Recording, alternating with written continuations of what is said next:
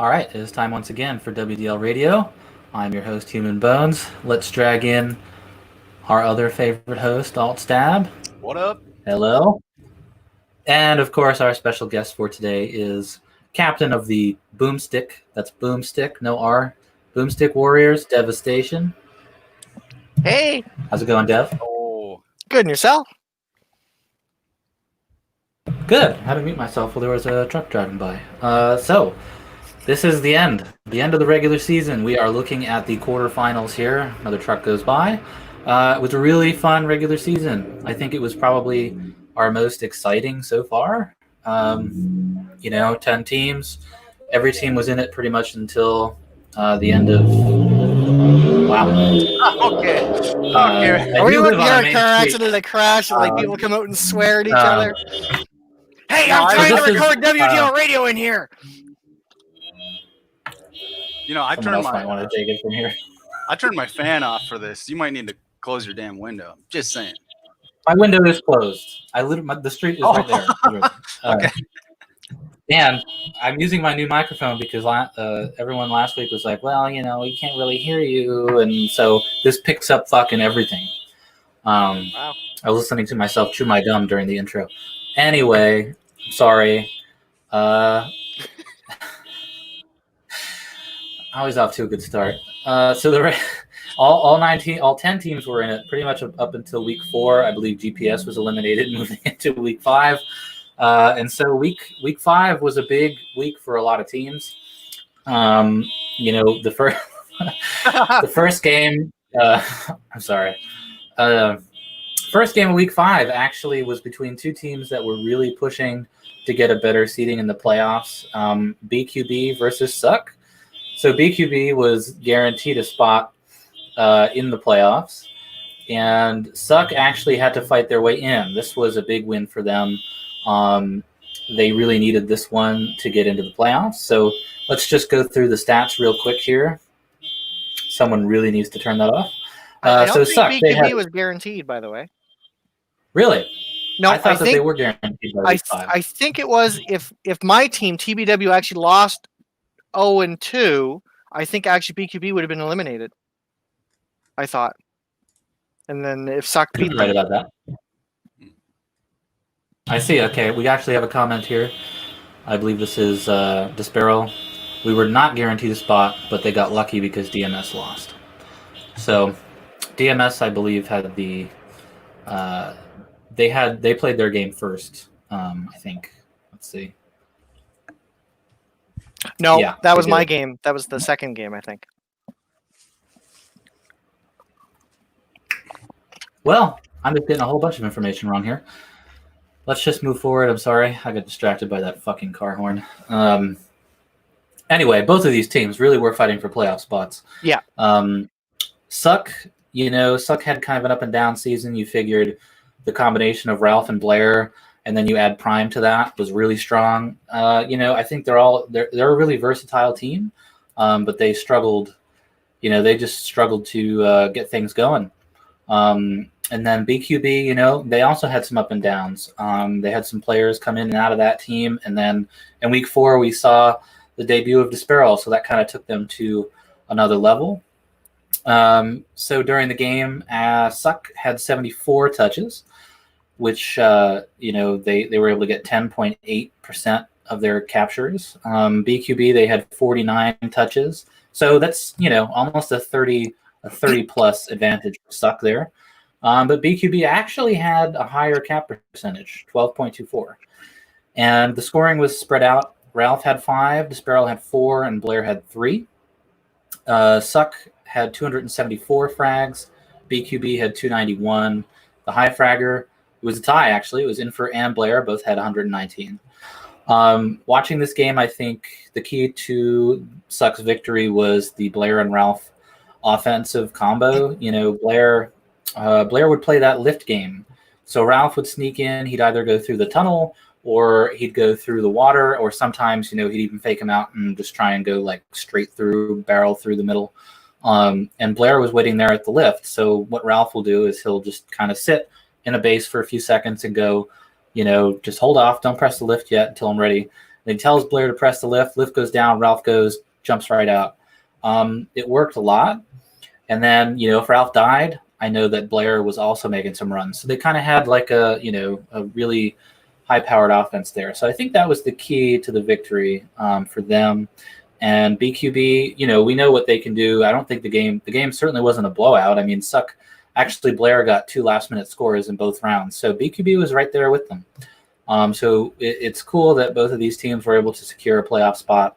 It'll be interesting to see what they're able to do moving forward. It was an extremely exciting game to watch. As you said, the K-Blair, Ralph coordination on that map is really big with the lift. And even if there's not a lot of coordination, just putting that lift down always makes their D kind of look or wonder what's going on or what's coming next. And you can really run the D around. It was interesting because BQB actually had a decent lead here in the first game. Sparrow had all 4 of the captures, and they're actually leading 4-2 before Ralph went on the run to score 2 in decently quick succession. I think within a minute or a minute and a half, he scored it to tie the game back up. And one of the things is Desparrow is really, really good at making that teleport jump. And I can't remember if it affected the game, but it might have taken Prime a little bit longer on defense to realize that Desparrow just jumps to the teleporter, and then he's already jumped through the tunnel and got is out to mid, getting some scores. But I remember seeing this game, the 4-4 was extremely tight. There was a return and then a capture. And game 2 was also crazy. I think so K-Blair scored it with only 13 seconds left in the game. Yeah, it was exciting.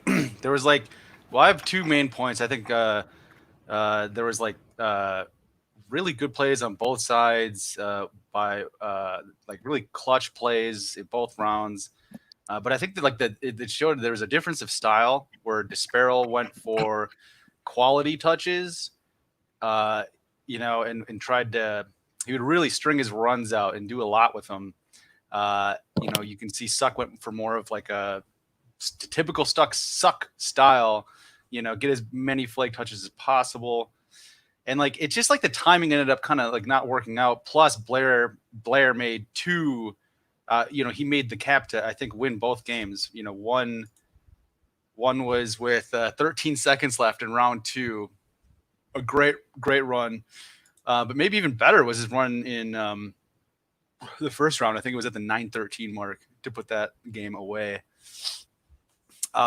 So he was just awesome. Blair was awesome.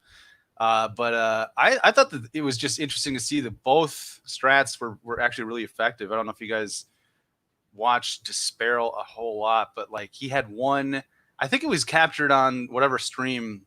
I think it was Zen's stream. He was really good at making that jump in practice. And then the fact that he made it, the jump from the teleporter to the sewers, and the fact that he made it on his first try, really made it so that Prime always had to worry about it. And so even when he would jump for it and miss and just drop down, the vision of the D is so that he couldn't really tell if he made it or not. And because he saw him make it that first time, he's got to respect it. And he knows you can, zoom through that tunnel pretty quick. So he's got to already go, And so there was one time where he jumped. He actually did make it. Desparrow did. And then he just jumped back and Prime was already running to cut him off, assuming he was going to come out of the sewer. And he just ran right behind Prime. Prime didn't even know he was there. He just ran right across the map. I thought that was hilarious and awesome. That was a really smart decision. Yeah. I'm not sure if I would have been able to come up with that during a game. Yeah. Really good. Yeah. Ballsy. So really good decision making there. Yeah. Yeah. And Desparrow said in the chat here, props to Prime for adapting quickly. I agree. I agree with what you said. I think Prime, he had to respect it, but at the same time, he was able to kind of force Desparrow into thinking some other ways of scoring. So it was a really cool back and forth. It just so happened that Blair got the runs at the end of both rounds. So that put Suck over the top. And, they both make it into the playoffs this week. So that's going to be interesting for them. I think they earned their spots there. Let's jump into the second game, We had Ties Only Fans versus the Steel Ball Runners. Throw up the stats here. Ties Only Fans. So they had 31 touches with a whopping 32.26 cap percentage. Steel Ball Runners had 40 touches with a 10% cap percentage. The notable capturer of flags here is Ed. He got 10 captures. And if we look at frags, 32, 33 frag difference here. Ties Only Fans had 231 frags, and SBR had 198. Tie was the high fragger with 79. I thought, again, another game where Denzoa came into play really big for SBR, both in a good way and a bad way. In the first round, it was a really good kind of back and forth battle between these two teams. And then some, like what happens in any game, you think you run over the flag, or you think you do this, you think you do that, and it doesn't correlate to what happens on the screen. You could get irritated, you could get tilted. I think that happened a little bit to Denzoa. TOF took advantage of that after round 1, and they played pretty dominant in round 2. So TOF, they continue their high level of play here in the regular season, and that has earned them the number 3 seed. SBR comes in at number 6. So I think TOF showed that they can adapt to even, everyone looks at TOF like this they're just a high fragging team, blah blah blah, which they are. But I think they showed that they can adapt to even kind of like a zany map like map 6, where it's not just about shoot and click or point and click. It's about scoring flags and coming up with some good teamwork plays. So I think we saw a lot out of them, and SBR has shown what they're capable of too. So I think both teams had a lot to work on in the regular season, and they're coming into the playoffs pretty hot. Yeah, definitely both teams very strong with the shoot and click. I think that this is a game, or this is like a game to learn from for Steel Ball Runners. It's like they looked every bit the equal of TOF in round 1, lost with 10 seconds left, it looks like. Ed capped at the 950 mark to put that game away, but it was tied, for the last couple minutes there, 4-4. So to everybody watching, it seemed like this is going to go 3, or at least we're going to have a really exciting round 2. Round 1 went the distance. Round 2, though, went 3.5 minutes, and Steel Ball Runners, like maybe you said they got tilted. I don't know. I wasn't there for the comms, but I mean, they got severely out-fragged, to a man. So I guess, hopefully that was just like maybe this game doesn't even matter. We're already in the playoffs, but you can't have that happen in the playoffs. So hopefully they can learn from, this, figure a way to regroup after a tough loss. And for Ties Only Fans, it was a game where they got to just slide their 4th in, get him some experience, and he played really well. So that's got to be encouraging as hell. Galactus, I thought, played really well. And Ty and Ed just continue to mash, So they're going to be scary for whoever they come up against. Well, I believe they're actually coming up against SBR again. It's a rematch of the last week. Okay. I believe that's true, isn't it? Well, that's juicy. Let's see. Yeah, they're 6 That is seed, absolutely true. Yep. Yeah. What's really interesting with this, I just want to say that the cap percentage on this, 32.26%, that's an insane cap percentage on this map, in my opinion. Like, that middle can get really clogged really fast. The other point I want to bring out is, of course, they out-fragged the Steel Ball Runners in game 2.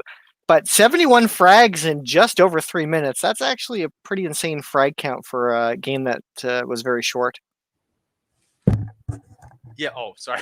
I thought I was muted. Sorry, guys. I was also going to point out that that percentage is a little skewed because round 2, right? They just kind of scored 5 easy ones.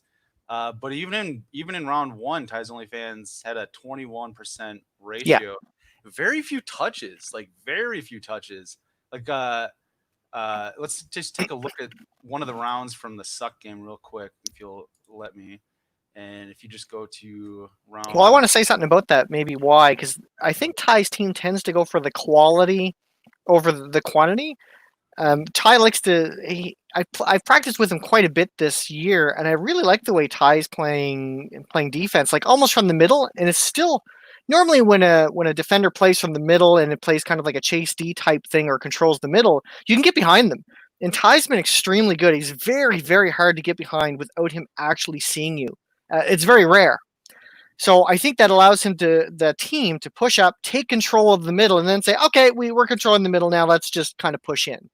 So there's none of this like crazy stuff going on with like a defender and a constant running. It's like, take control. We'll frag him. Now go. They all three are rushing in all at once. Ty's lefty. He's left mid. All three of them are in there. So maybe that's kind of the reason why they have a higher cap percentage, going for that quality. Yeah, and I did pull up the round one from the Suck game. Suck had 38 touches, but the Despero's team, I forget their name, had 22. Oh, sorry, Oblast Blom had 22 touches in round one, same as those guys. So yeah, same kind of quality over quantity, definitely kind of style. That is one of the reasons I really like this map. I think both styles of running can work on this map depending on your team and your teamwork. Some maps are like, okay, I think, zombie running or quantity is obviously better, and other maps are quality is obviously better because there's a lot to dodge. This map, you can kind of play both ways. It just depends on the way your team is structured, the aim, how everybody's feeling. So you have a lot of leeway of how you wish to play this map. Mm-hmm. And I think these two teams, I think they kind of set themselves up a little differently. SBR is more of your traditional positional kind of team where there's 1-0, 1 mid, 1 D, and TOF kind of almost like travel in a pack, and like you said, they go for the quantity touches. So I think it was interesting to see that dichotomy between the two teams here.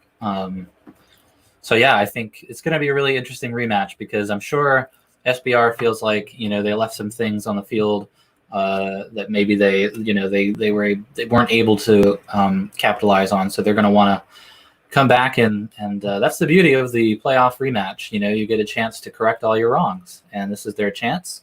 So that's going to be a really good game next week. Our third game of week 5 was DMS versus TBW. Now, DMS did control their playoff destiny here, and unfortunately they fell a little short, but I don't think it was because of lack of practice or a lack of caring or a lack of whatever. I think they just had some unfortunate circumstances. They just weren't quite able to click as a team. They showed some promise, but coming into this game, they were practicing really hard and they had a chance. So if we look at the stats here, DMS, they had 50 touches with an 8% cap percentage.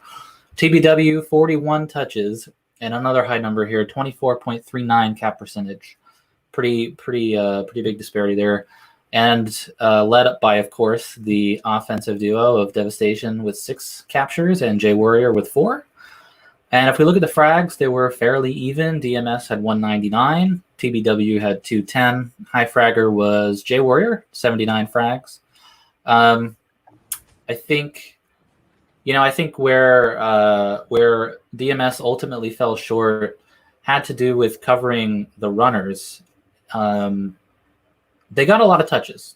Clearly they got more touches than their opponent, but a lot of times it was just one guy running alone, and he'd get out to the middle and there wouldn't be support there. Now, TBW, they practice. I'm surprised Dev isn't practicing while we're on radio. I mean, they practice a lot, and so they have really good coordination with each other. And so they know, they're like, okay, this guy has to flag. Let's talk to each other. Let's figure out where he is, return it, and then just get back to business. And I think that's what they did every single time. And then, just being able to have that combo of Dev and J Warrior, which has got to be, it's hard for anybody to stop. I don't care who you are, hard for anyone to stop those two guys running together. It was just overwhelming for DMS. It just, at the end of the day, TBW had better positioning. They had better comms. They were able to return the flag and cover each other better. And so that actually it earns TBW a well-deserved second place in the seedings. So, I think DMS, like I said, I think they had a good regular season. Obviously, it didn't go the way they wanted, but you couldn't be happier with somebody like Alpha stepping up and captaining, and Hate being the ultra professional and sticking around and playing his ass off, and Dranzer coming in playing really well. I thought that was a cool team. I would have loved to see them make the playoffs, but things happen. Hopefully they come back again in the future. But I thought it was a good game, and I think TBW really showed me some stuff that I liked. I liked that a lot. Similar to that last game we were talking about, where like the steel ball runners. The round one was awesome, man. I mean, we were all loving the game. We were all in chat watching the game and having a blast, and kind of rooting on DMS a little bit, because we wanted to see him get in the playoffs. Not that we were rooting against, you, Dev, obviously. But then again, it was 4-4 with just over 2 minutes left. And then J Warrior caps with 15 seconds left. Apparently my mic is low. I'll see if I can fix that. But anyway, I wanted to ask Dev what you thought then happened in round two, because round one, I will say you guys looked more coordinated. Definitely like the more coordinated, team. But DMS was just scrappy, and they capped twice in the last 3 minutes to bring it to a tie, and it was anybody's game there for a minute. And then round two, again, it was it only went 4 minutes, and you guys 5-0'd them. So just curious your thoughts. What happened in round two? Was it they were mentally beaten, or did you guys change anything? Curious. We definitely improved a few things from game one, but I believe it was more of a momentum shift thing that happened. So, I mean, let's think about it from a psychological perspective. They're losing 4-2 or whatever. Then they get 2 quick caps. So whatever they're doing, it's working. And then it looks like it's going to be a tie, and they're kind of catching their breath, and they come in. And J Warrior, he caps with 15 seconds left. All right, they lose the first game 5-4. And I don't know if they tried to change anything up or discussed about changing it up. I know it looks like some of the stats had moved around a bit, so I don't know if they switched positions. I can't remember. But right after that, of course, we're completely pumped up, great, because we have a lot on the line here, and I'll discuss that in a second. And game two, we go out, I spawn, first run, in, out, I score in the first 21 seconds. It just cut through whatever they were trying to do, whatever they're trying to change, and I don't think they kind of came back from that. I mean, to kind of regain themselves and say, okay, we can do this. First game was good, just let something, and then boom, Dev's out within 21 seconds and scores, and then I score follow up, and I think it was a fall apart from there. I think you're right. Yeah. So why I felt that we had a lot riding on this. A lot of this is a very strong season, very, very strong teams. And I really feel that this season could come down to home fields. It really can.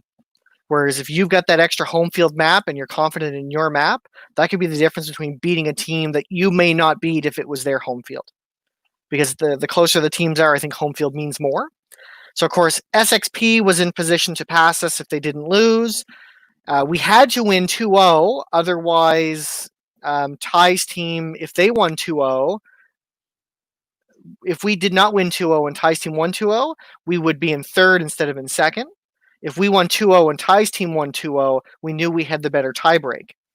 So there was a lot riding on it for us. So getting that first game when it looked like it was going to be a draw was just very big push for us as well.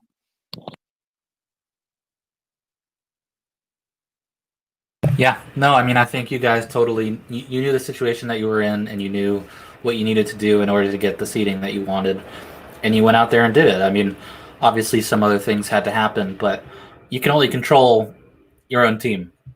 So I thought that was a really good way to look at it. You played with a lot of intensity, and, like I said, you knew what you guys needed to do. So I think that showed in the game. I mean, I think you're right. With such a strong season, having your own home field, being comfortable on it, and winning those first 2 games is going to be crucial. So Especially with the skill level that we have, any advantage that you can make for your own team within the confines of choosing your home field and having to play on like you guys got a really interesting home field map, which we'll get to.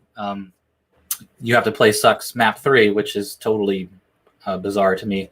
It'll be interesting to watch, but a situation like that where it's like, okay, you have a map where everyone's kind of comfortable on it, and then you get thrown into this kind of crazy world thing. So I think you're right.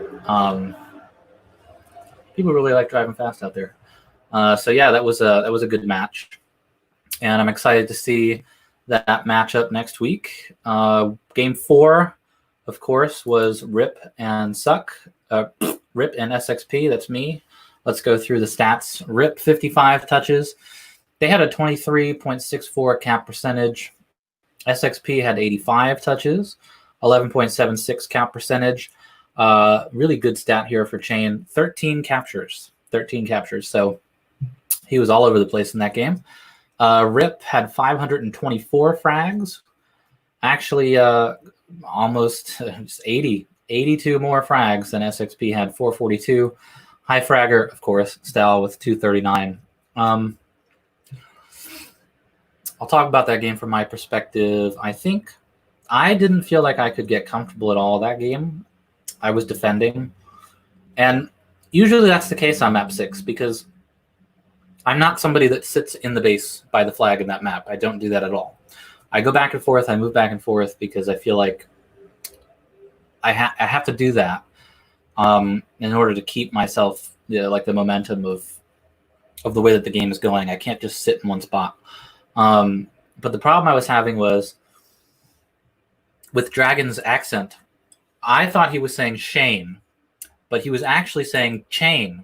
So every time he says, okay, I got Shane, I was looking at the obituaries and I was seeing Shane, and I thought it was Shane, but he was actually talking about Chain being in the base. So I see Shane dying. I'm like, okay, that means I can push up. But no, the whole time he was saying Chain. So I kept pushing up, and then Chain, I'm like, your flag, take him. What the fuck is going on? So it took me like a round to learn. So then Dragon just started calling him dude, so I could tell the difference. Weird stuff like that. I've never had anything like that happen before, but interesting. And then, I thought we had a really close game. Like, yeah, their cap percentage and their frags were dominating, but I didn't feel like we were completely out of it. It was really back and forth with the captures, but it was more like we'd get one and then immediately they would get one, and then it's like, okay, we have to battle to get one. We'd get one, then they'd get one, and it was very frustrating. But it came down all the way to round 3. I thought it was a good game, and I think Rip did a really good job of doing some stuff that other teams weren't doing. Like, they were doing a lot of that bait and switch thing that Disparel did. Just going in one way, Dragon calls it, he pushes out, then their runner decides to go in another direction. So I'm checking over here, their runner's over here, and it was good coordination from them. So that gave me a lot to learn after that game. So I thought it was good. And both teams know each other now. We actually have a rematch this week. So completely different maps, but it's going to be interesting to see how that matchup goes, but I'm looking forward to that. 2 rematches. That's awesome. Yeah. Because that was an awesome game. Go ahead. No, you go. Yeah, it is awesome. I thought Chain did a really good job. I watched him a lot running, just because I was curious how he was going to run on his own map, which he's never played competitively before, supposedly. So that's interesting. So I was watching him, and he was doing he's a tricky runner. Yeah, it was just a great match. I don't know. I don't have too much to say about it. I guess I'm really looking forward to see what happens in the playoffs, because you guys tied in round 1. It looked like maybe you guys had the upper hand for a minute there, and then it was maybe a minute. Yeah, you guys were up 2 early, and then it was chain, back to back caps, or I guess he had 2 back-to-backs and then another one in a few minutes later. And then, Toby came back and tied it up. And then the next 2 rounds, very close. Both went to the wire. 1 cap games. Again, Chain, 7 seconds left. Round 2. Chain, 4 seconds left. Round 3. So, Yeah, and both of those were killers. Yeah, and you guys were ahead, with 3.5 minutes left in that one. So I'm excited to see what's going to happen in the playoffs. I think everybody involved played pretty good, So yeah, I'm kind of excited to see what happens. What'd you think, Dev? I thought it was a great match, and I'm really excited to see what the playoff round 1 of the playoffs is going to be with this, because I think it's going to be an extremely close and well fought match, especially if the last week has anything to say about it. Chain as a runner, I practiced a lot with Chain this week, and obviously a very smart runner and very good at switching. He knows what you see and knows how to adjust based on what you've seen in and out. But one of the things that impressed me was his ability he wasn't even playing with his team. He's just playing with some other people, but he instantly knows how to run with that person he's running with. Like probably a person he didn't play all season with. He's just like, oh, this guy's doing this. Within a minute, he's coordinating with them. So definitely a sign of an extremely strong runner on this type of map where there's so many different ways in and out of a base. I have a question for you, Bones, because what you said kind of shocked me. So your whole team comms were based on which player was dying to know when to push up, like Chain versus Shane. Was the difference of pushing up or not pushing up? So my idea, I was experiencing a lot of just one runner against me.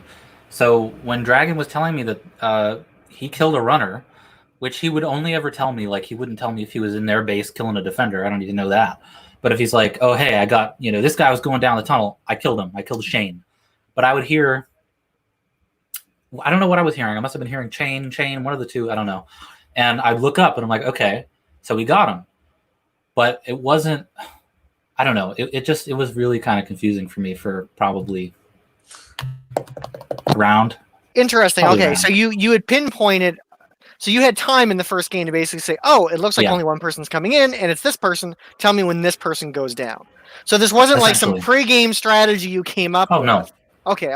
No. I was gonna say you designed your comms around this specific team, or whether it's Chain or whoever. Okay. No. I was just reacting to what was happening, and the way that I was trying to push up to the middle to support Dragon. Not that he needed any support, but we did really well in practice where the two of us were sitting in the middle, just like targeting everybody.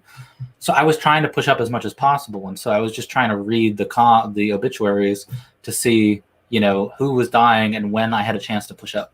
So in my mind, I thought Shane was running, but it was actually Chain. So every time I saw Shane die, I would push up. But I was wrong. Chain was behind me somewhere. So, yeah, it was just silly. You fucked Shit happens. Yeah. So how many flags do you think that pronunciation issue made you leave? I don't know. I didn't start notice. I don't even remember when I noticed it. I was just like, I think it was in an intermission. I'm like, who are you saying? Are you saying Shane or Chain? And he's like, Chain. And so then he just started calling him dude, and it worked. Well, wait. Can we redefine worked? So the first game where you were having these pronunciation issues is the game that was drawn, and then the 2 games where it was clear were the 2 games that you lost. What the hell happened? I'm gonna move on to the next. No, I don't know.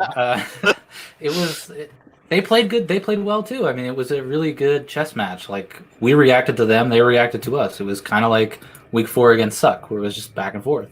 It was a very good match overall. I do remember one specific instance where, and I think this was you, Bones, and I'm sorry for bringing this up, where I think the flag was dropped kind of right beside you in the tunnel, and you kind of turned and looked at it for almost a solid second, just frozen, oh, I think that's the flag. And then, of course, you died, and they went and grabbed it. And I think it was Ty was like, who was that missed the flag? And that was Bones. Any comment? Do you remember Sounds that likely. play at all?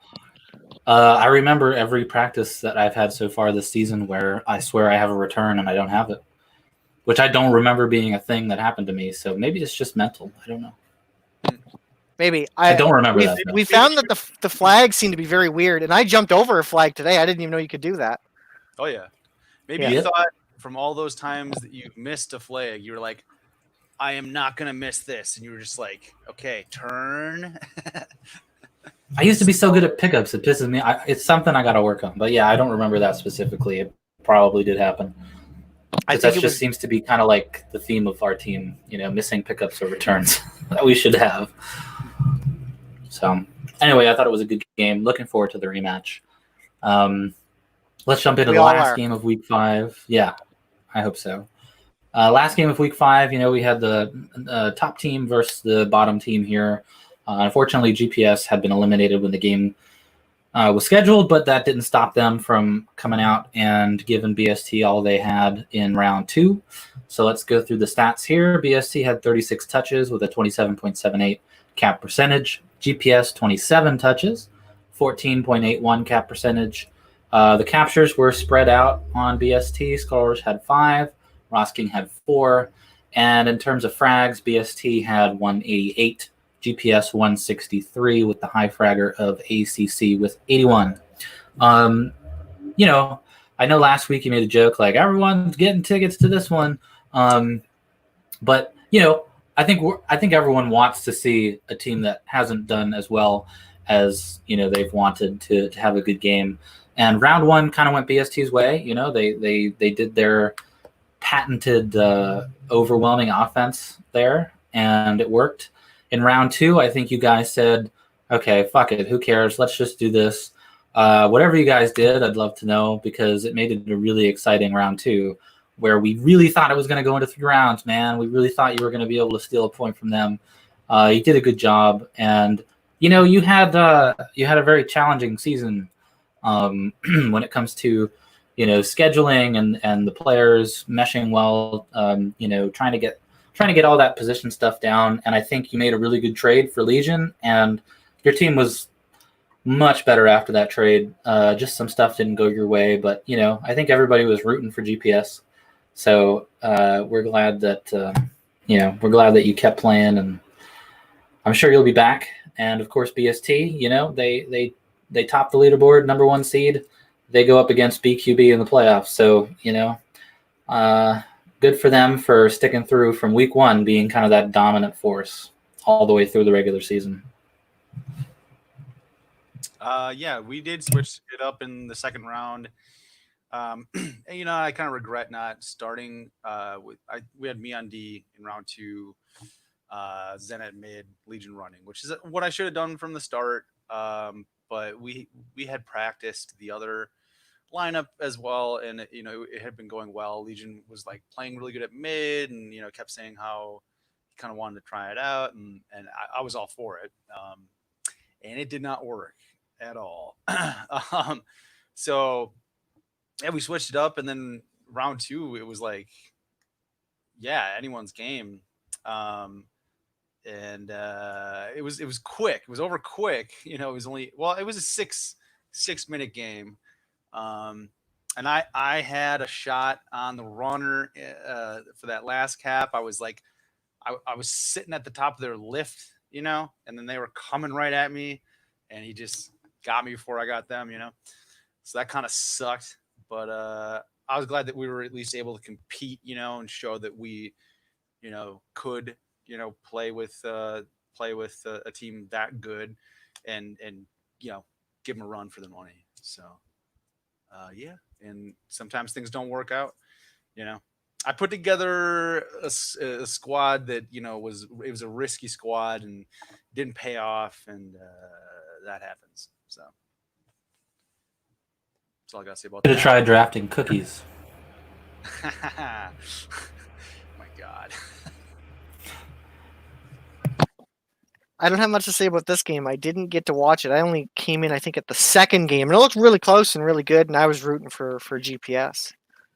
But the second game that I saw looked really good, really cool, and I think it goes to show just how close of a season it is, where the top team and the last team had such a close game in the last week. Sure. And that's a good lead into the playoffs. So the playoff quarterfinals are this week, and we've got all of our matchups set. We've got all our home field set. We have all our game time set. Let's run through them real quick here. We have the number 8 seeded Oblesk Blom versus the number 1 seeded Best Ever. BQB's map is map 22. And BST's map is map 14. We have the number 6 seeded Steel Ball Runners versus the number 3 Ties Only Fans. SBR's map is map 23, and Ties Only Fans map is map 8. We have number 7 Superchargers versus number 2 the Boomstick Warriors. Sucks map is map 3. Boomstick Warriors map is map 9. And of course, we have Rip and Tear. Number 5 Rip and Tear versus number 4 Sexual Panthers. Rip's map is map 20, and SXP's map is map 11. So, in the order of the games as they are happening, we have the number 8 versus number 1. So we're going to be starting off with 2 maps of map 14, which everyone may recall as our week 3 map. And then we're going to head into BQB's home field of map 22, which was week 2's map. So really interesting strategy by both teams to pick maps that were played in the regular season. I actually think that gives every single team in the league an advantage because they've already had a week's worth of practice on it. They've already seen every single team play on it. So, this matchup is interesting because it's 2 maps that people have played going against each other. So both teams are probably going to have a familiarity with the other that they normally would not have. So I think that's going to make for a closer game. This is definitely not your typical 1 versus 8. BQB, they have a lot of talent on that team. Infer is kind of your jack of all trades. He can play any position. He's always in the right spot when you need him. Cartel has been lighting it up. He's been playing some really good offense and defense.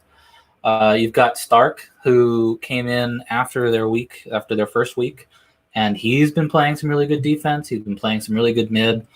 And then, of course, Desperal has appeared to us finally after week 4, and he has been teaching us all how to run since then. So I think they're a really strong team, and they picked map 22, which is all about that item control in the middle. I know those guys are good at that. On the other hand, you have Best Ever, which we've seen all season. Ross King, Skull Rush, and ACC just overpower people with their offense. Every Best Ever team is like this, but this one seems especially potent where they're able to just continuously attack the other team and get, these insane cap percentages and a ton of touches. So I think, they picked map 14, which means that's another map that, of course, Ross King made that map, so he's quite familiar with it. And we've seen him pick this map in the past. We've seen him win the WDL on this map as a home field in the past. So it's a really tough matchup for BQB. I think, of course, everyone would love to see an upset. Doesn't matter who the teams are or whatever, but upsets are always cool. I don't think the 8th seed winning in a season like this would necessarily be an upset. But I do think it's going to be a tough road for BQB. I think BST these are 2 maps that really suit them well. Their running style, their ability to have that high-powered offense, to time those items. I'm going to go with BST, but I think it's going to be a 5-rounder. I think it's going to be a tough one for them. But yeah, I'm going to go with BST in this one. Now, refresh my memory. 22, is that Gargantuan? That is correct. Okay. I think that might be a tough map for BST to overwhelm somebody on. So good pick by Infer. Kind of surprised he didn't pick his own map. Would have been kind of cool if it was Infer's map versus Ross King's map. You picked it first. That's right. You spoiler. Obviously a good map pick for Ross King. For all the reasons you said. I do think it would be an upset if Oblast Blom were able to pull this off. If they're going to pull it off, I kind of think they're going to have to win their home fields. So I guess that's where they're going to have to, and then they're going to have to, flip the script in one of these first couple rounds against BST. But having said that, I could see it happening. It's not at all out of the realm of possibility. I would just, I would definitely lean towards BST in this matchup. Ross King's been there, done that on this map. But excited to see what happens. You got a new captain. It's also sort of the protege versus the the student. Will the student become the master? We'll see. I think that BST is definitely favored here, but there's something you said, Bones, that both teams will have a level of familiarity with each other, and I'm actually questioning that, and I'm going to tell you why. So we know BST's best lineup. They've played it pretty much every week, and all those demos are there. That's the way they practiced the map, and that's the way they came out and they won those weeks. But when you actually look at BQB, those weeks won. They did not play with Desperal. And Desperal is one of their strongest players, as we've seen in the most recent weeks. So the way that BQB actually played those maps during week 2 and week 3 is probably not the way they're going to come out playing those maps in the playoffs. So it's almost like BQB can actually prepare against how BST has played it in the past, and BST almost can't prepare. So there is an opportunity for BQB to switch something up, maybe analyze some sort of weakness, and maybe do a quick 1-2 POW before BST realizes what's going on and adapts. It's very tough to do, but there is a possibility there. For sure. The other thing that's interesting is BST did have a little bit of problem with the Demon Slayers on Gargantuan Retarded, actually. I mean, the first game went, I think it was only 4-3 or something like that, but it went the whole time.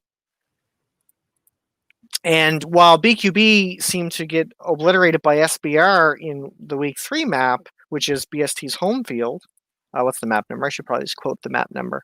Map 14, as I said, that was without Desperal. And, Desperal's a very good runner and a very technical player, as we saw from map 6, where he's able to just quickly make that jump to the tunnel or the sewers there. He may also be very fast at getting that rocket jump off across the middle as well.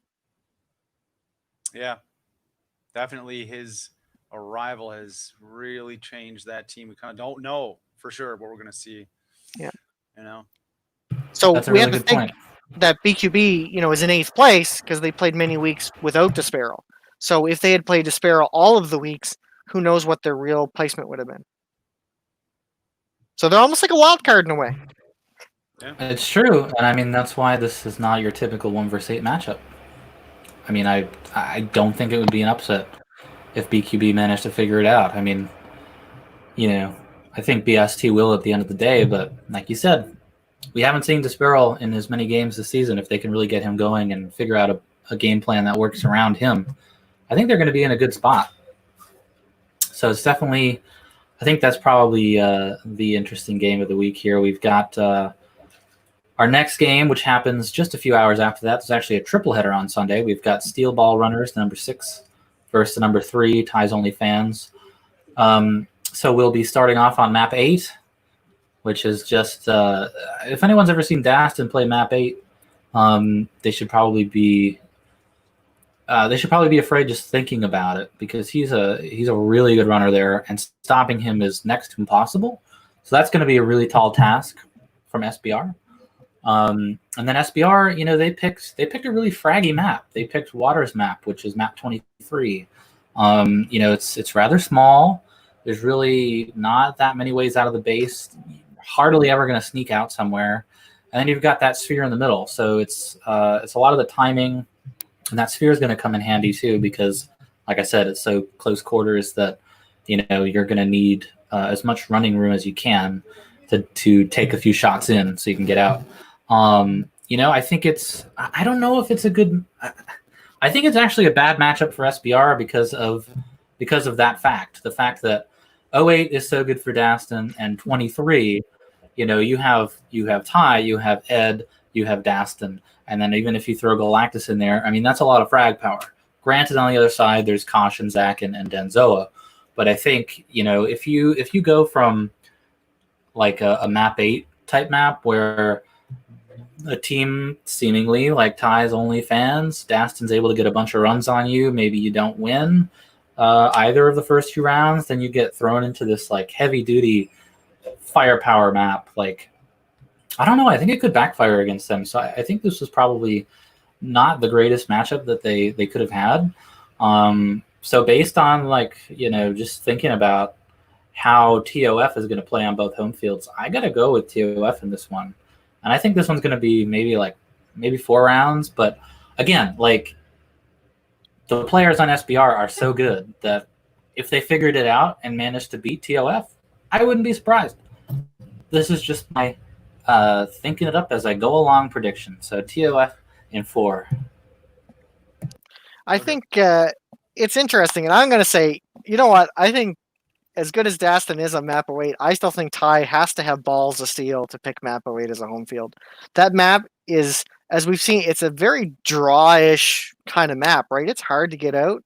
Even though Dastin's good, like, I'm not going to give away any potential, strategies or anything, but to me, that's a risky home field pick, but it's a good one.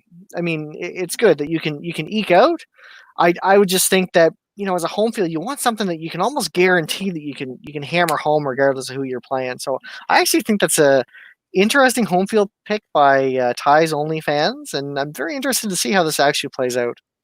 No, are you talking about Ty's? Not Ty the player, but as in TIE? Is that kind of what you're hinting at?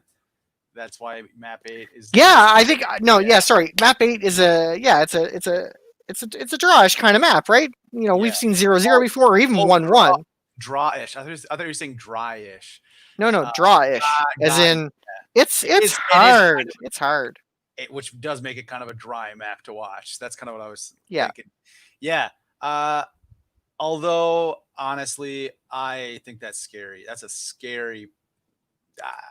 I don't see SBR competing on that map with Ty's Only fans. I really don't. I mean, I think as good as Dastin is, I think we saw Ty's team. Didn't they have this map in the playoffs? Didn't Ty's team pick this as a home field once before? Probably. I feel like Ty is good here. It's one of the maps he likes. Dastin loves it, and then Ed has the most frag power of anybody in the league, really, except for maybe Stahl. It's really kind of those two, and then like a big gap. So I would be scared to play them there, and I don't know that SBR. I don't know if they have the right kind of runner, to run that map for them. Well, they do have Jake actually, and Jake's really good there. So I hope they run him. I think it would be a mistake not to. Maybe if Jake's a tricky map 08 runner. He's had some success there as a runner in the playoffs, like in the WDL playoffs. We've seen him do really well there.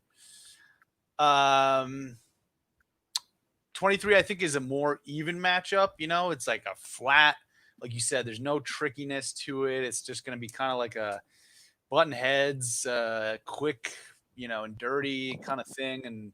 And again, if they're just going straight frag power for frag power, I don't know who ends up on top. I might lean towards Ty's Only fans. I'm going to agree and say, 4 rounds for Ty's Only fans is my prediction.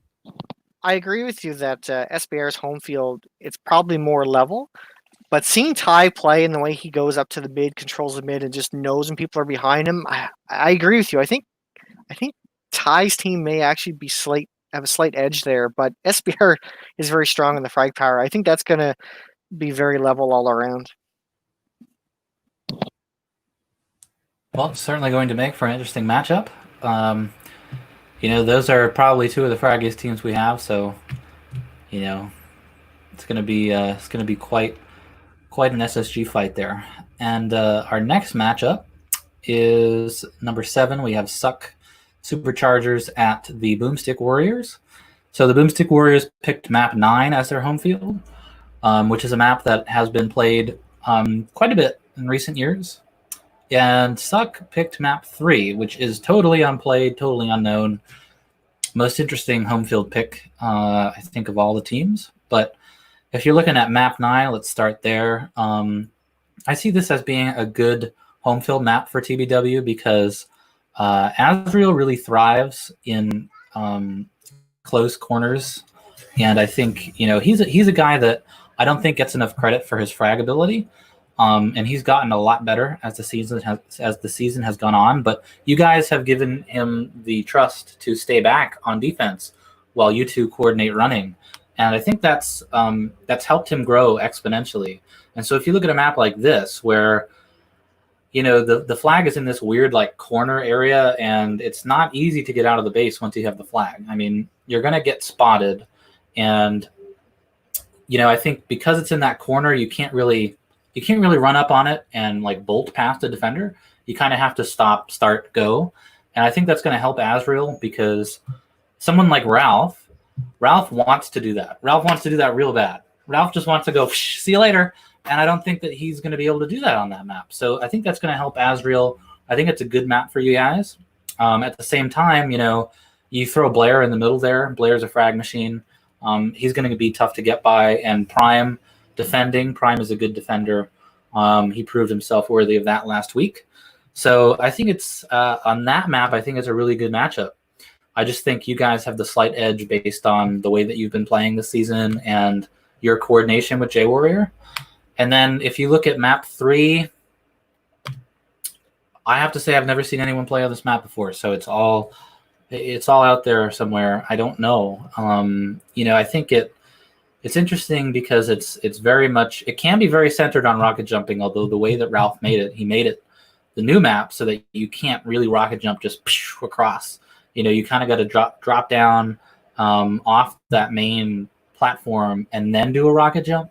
So I can see that happening, especially if they do some 2-0 stuff and they're able to kill your defender and maybe do some rocket jumping.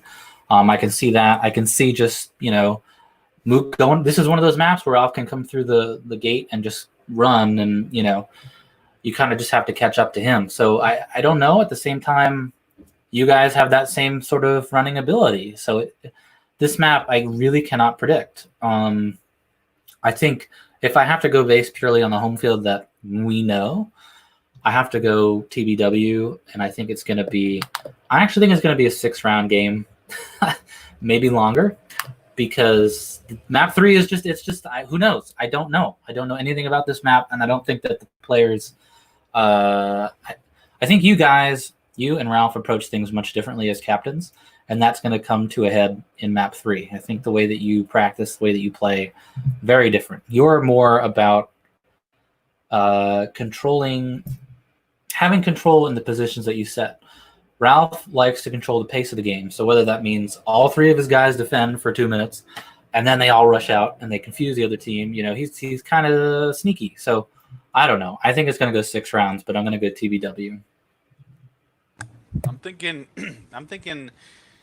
TBW has the edge because of them having the higher seed and getting to play more on their map, which I think they definitely have an edge on map 9. It just seems like Suck is better in maps that like 6, is a good map for them, where it's like shorter. I would say like a shorter run, from flag to flag, more opportunity for them to help each other out along the way and stuff, and like coordinate. This is more of like a map where your D is going to be kind of on their own for times, for periods, which means, your mid is going to be kind of on his own for times. So I don't know. It just, and for me, it seems like TBW, that's a map that suits them well. On Ralph's map, I actually think it suits Suck well. So I also think this is going to be a long series. I don't know how many rounds. I'll give the edge to TBW slightly, but I am very excited to see what happens and see if maybe Suck can steal one of TBW's, or see how. I have no idea how TBW is going to play on Ralph's map. I have seen Suck play there a little bit, but not much. Give us your strategy, Dev. Not going to give you the strategies, that's for sure. I know Ralph's probably tuning in and listening to this. I will give you my impression of how I found out what the Suck map was. So, I go and I open the console. I'm like, map 03. And the new was like, what the hell is this? Like, what is this map? And then I realized that, Ralph has just made the map himself, and he added it to the WDL WAD. It's like, of course, I think this is rigged. Come on. But, it's not a surprising map that Suck picked. As you said, Ralph likes to switch it up. He likes to control the pace, and I think Suck always they thrive in chaos. They just want chaos, complete chaos, because their teamwork gets them through chaos. They communicate better in a chaotic situation. They know what's going on more in a chaotic situation. They outplay their opposing team in chaotic situations. So that's the type of thing that I have to get ready for and combat. My home field map, I think it's going to be interesting. I did pick that map to combat some of the styles of the teams this year. I'm not going to go any further than that. We are the Broomstick Warriors, so we're going to sweep them, obviously. And Wow. Yeah. Bones, can you turn me up or something? I don't know. Like I've tried. No, I Whoa! looked for this. I looked for this, and I don't think I have the option to turn you up. Well, we'll Do you have figure the it out. option to turn me down? Yeah, you might just have to yell, man. And No, we'll just figure it out next let time. it out. Figure it out next time. Yeah, we'll figure it out next time. You're third on the list of people that that people want to hear anyway. So Okay. Last match. would have been funny if I didn't stutter over my own joke, but anyway, yeah, it's going to be a good matchup there.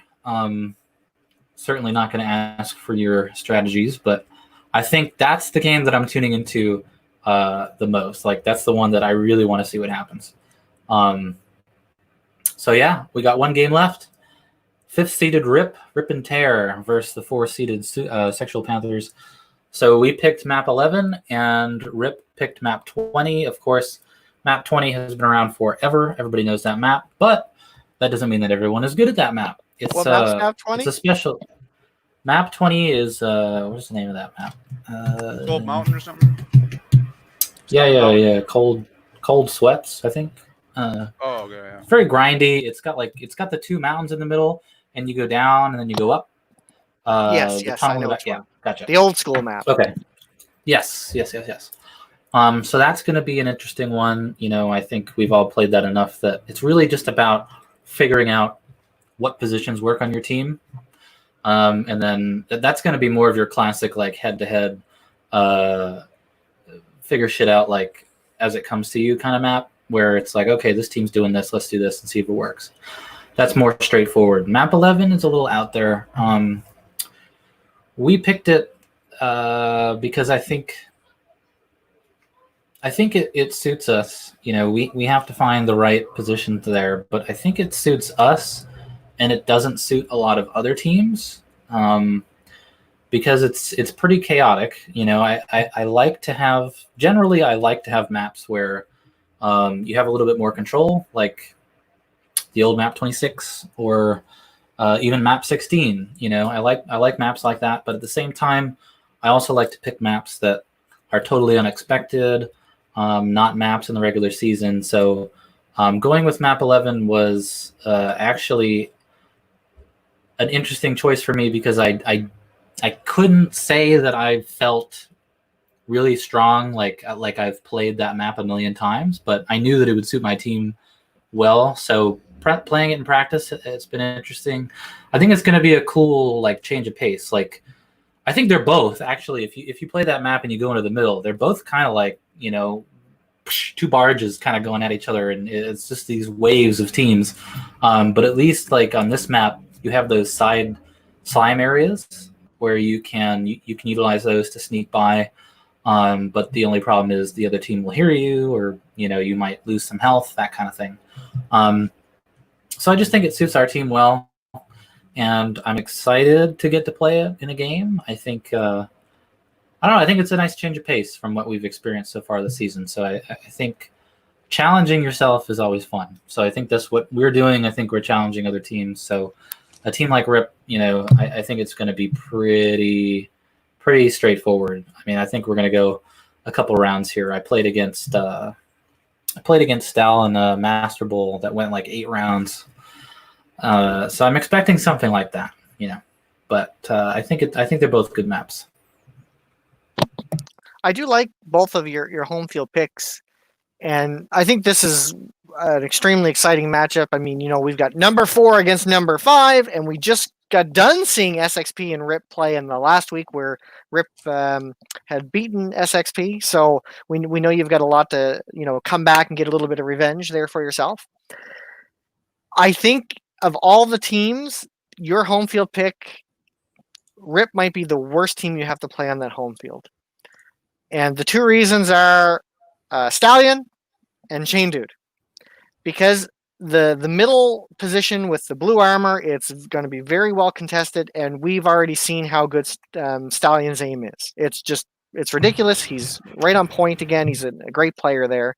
Not that you guys aren't, but Stall seems to be something a little bit special in terms of the aim in the league this season. And the map, as you said, there's the upper way out, there's the back of the base, there's the lift, there's the slime tunnel, and you're playing against Chain Dude, who knows what you see, and he's going to adjust based on what you see.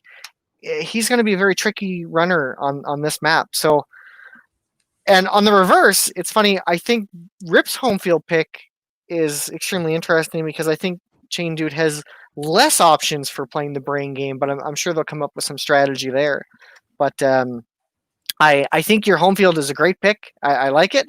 I think Rip is the worst team you could have been paired with this home field. Why the hell can't I get map 11 to come? I'm trying to figure out what the hell map 11 is, and I'm going into I went into server H and I went into server G, and I did map 2 because they're both on 20. Shouldn't that go to the other one? I don't understand. What am I doing? No, map 3 would be the other one. Map 1. Yeah, 1, map 2, and 5 20. are the same. 3, 4, and 6 are the same. Yeah. Oh, I see. Whatever. So call vote map 1. Well, I'm out of there now. What's map 11? It's got so the flag is kind of there, and it's there's some boxes there, and there's a little platform that you can kind of jump up to the ledge. And the middle there's blue armor with a little, I guess it's a river or something, and there's pillars everywhere. This is probably not helping you at all.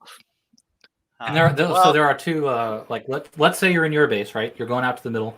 There's a slime area right over here that someone can go into your base, and then there's a slime area here where you can go into their base. So it's kind of like two slime areas. You go up to this. Yeah, that probably didn't help. Gotcha. Yeah. Well, sounds like a Bones map. I mean, I feel like you always pick a map with some sort of slime or, some sort of, or brown water or some, I feel like Bones maps are usually ugly looking. What was the one you used to pick where you drop the lift and then there's the blue armor and then the long stretch that connects? Map 26. Yeah. I love that. Oh, God. Of course I did. It's the best map. Status idle. So see, it kind of looks like this here. I did a little drawing. So there's a blue armor in the middle. There's a slime here, and then there's stairs, and there's this little area you can go in, and then you can jump down, get the flag. But as you're running out, there's this pillar, these giant pillars everywhere, and there's a blue armor in the middle. Now, Dev, did you draw that or did Jace draw that? Because I drew that. This is great. Look at my stairs. Look at that detail. That's like 2 millimeters. Oh, I'm sorry, eighth of an inch. Look at that. Look at that. Little stairs. You go up the stairs. It looks like precipitation. I don't know. Yeah, those are pillars. Anyway, I don't know. I think I feel the same way as Dev about map 20 for Rip. Not necessarily the map that I would have thought they might pick. But it's a map that they know, they got some old people on that team that haven't played Doom in a very long time before this season. So, maybe they're let's just pick a map we know, and I'm sure they'll be fine there. But I could see that sounds like a little more evenish to me. And then the other map, I have no idea what it is. I'm going to be honest. But that last week was such a great game. I think it's going to be awesome. I think it's going to be a great matchup. This for me is the matchup of the week. And it's a 4 versus a 5. So, it really, as it should be. So I'm very excited to see it. Next to the Suck game, I think this is I'm really excited to see this. The Suck game is who the hell knows what's going to happen? Because that Ralph is that's like every Suck game. What the hell is that map? I kind of love that Ralph map, actually. That map is map's been fun. Gonna be so hard to control. And you said about the chaos thing, I did want to say yes, that map 11 that he or 3 is going to just lend itself to chaos. Anyway, I didn't really have anything to say about this matchup, but I'm looking forward to it. I think it's going to be a good week. And that it's really solid games. Let's go through the game times here. We have BQB versus Best Ever.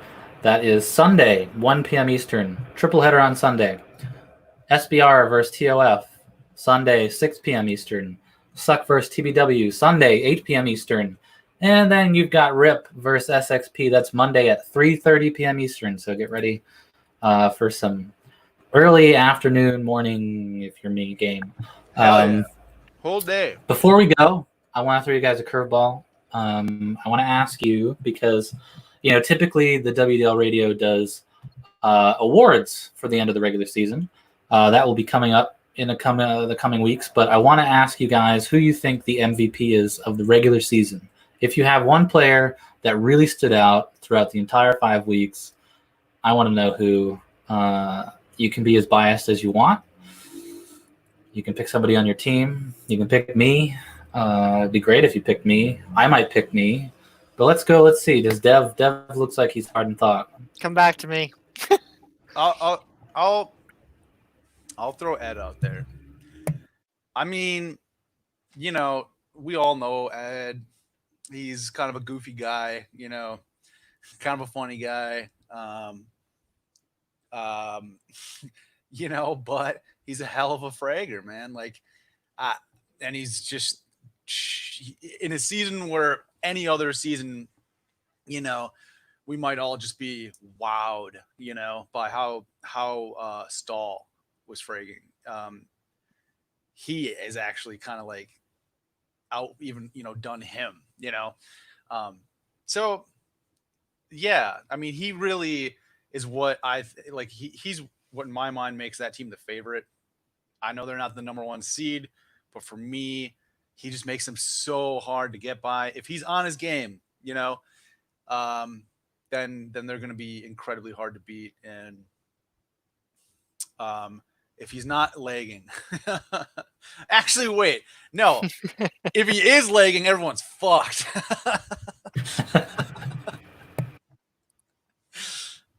What do you got, Bones? I think Dev's still thinking here. Looking at yeah, I got a truck outside. I'm gonna go with Chain, CHAIN,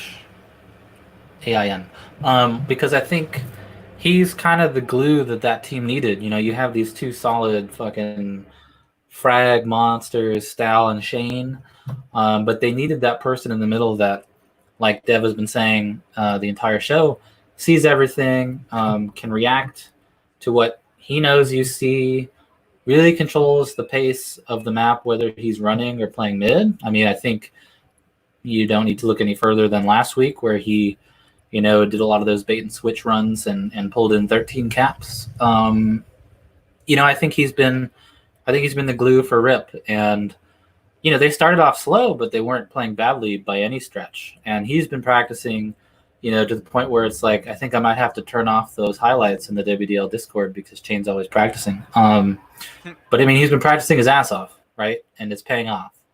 And, for somebody that's been gone for as long as he has, comes in, gets all this practice in, really learns the maps, plays really well. I got to go with Chain.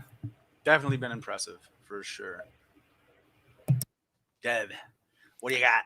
Time's up. It's hard because I haven't watched a whole lot of games. I've probably only watched maybe 20% or 25% of the games this season. I haven't gotten on to see them all. I've watched the streams. YouTube, so baby. Yeah. When I think of MVP, most valuable player, I mean, Chain definitely came to mind. Great runner, practicing, very brainy. I could even go to, Azrael on my team because he really steps it up during the game. He's come in, he's practiced, and if he doesn't do what he's supposed to do, then me and Jaywar can't do what we're supposed to do. But I think I'm gonna have to go out and actually say I think Dastin on Ty's team. And one of the reasons is the whole reason Ty can pick map 8 is because he's got Dastin on his team. I know personally from competing with Dastin in the flag running competition that he is super fast, super speedy. He's got the lag boost behind him, so he's hard to hit and he's fast. And, he's obviously getting those captures in. So every game that I've seen him in, he's done some really good stuff, just speedy in and speedy out. So that would have to be my answer. I think he's had a great season, and I think he really is one of the most valuable players on Ty's team or in the whole league. We don't call him the Moroccan Thunder for no reason. I mean, that dude is a beast. By the way, I'm gonna. Oh, go ahead. I was gonna say I am calling him Daston and not Daston. Okay. Some of you might get that reference. I'm gonna throw Bones a curveball here now and say because we can't just skip week 5. My MVP for week 5 is definitely K Blair for those 2 last-second captures. Holy crap!